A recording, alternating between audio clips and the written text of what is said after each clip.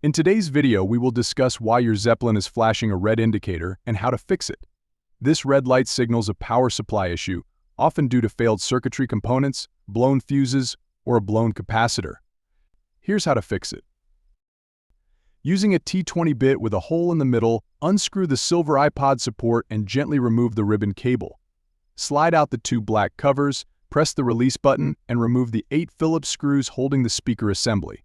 Disconnect the front from the back and locate the earth wire and central connectivity wires. Carefully release the ribbon cable and inspect the power supply for any inflated capacitors. Disconnect the power supply, unscrew the PSU and PCB from the aluminum base, and replace any inflated capacitors. Ensure thermal paste is on the semiconductor.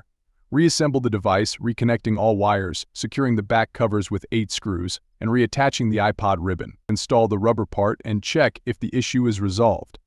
Thanks for watching, and see you next time.